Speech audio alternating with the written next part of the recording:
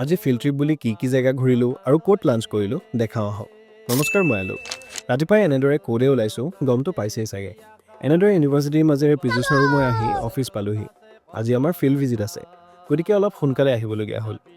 গাড়ীত বহি অফিচৰ পৰা ওলাইছিলোঁহে মাত্ৰ, ট্ৰেফিক আৰম্ভ হ'লেই। এইবোৰক আওকাণ কৰি দীপৰ বিলৰ পাৰে পাৰে আহি আমি আমাৰ আজিৰ ফিল্ড ভিজিটৰ প্ৰথমটো লোকেশ্যন পালোহি। ইয়াত কামখিনি শেষ কৰি এইবাৰ আমি উত্তৰ গুৱাহাটী অভিমুখে ওলালোঁ। এনেদৰে ব্ৰহ্মপুত্ৰৰ পাৰে পাৰে আহি দৌল গোবিন্দ আৰু দীৰ্ঘেশ্বৰী মন্দিৰ পাৰ হৈ আমি উত্তৰ গুৱাহাটীৰ আজিৰ শেষৰটো লোকেশ্যন পালোহি। ইয়াৰ গাঁৱলীয়া পৰিৱেশটো পিছে মোৰ বৰ ভাল লাগিল। ইমান সতেজ আৰু সেউজীয়া গুৱাহাটীতনো ক'ত পোৱা যায়। ইয়াত কামখিনি শেষ কৰি আমি সৰুকৈ চাই ব্ৰেক এটা লৈ ল'লোঁ। গুৱাহাটীৰ মাজেৰে আহি আহি ইটোৰ পিছত সিটো লোকেশ্যনত ডেটা কালেক্ট কৰি এইবাৰ আমি আহি পালোহি আজিৰ দিনটোৰ শেষৰটো লোকেশ্যন। এই জেগাখিনিৰ নাম গাৰোভুলি।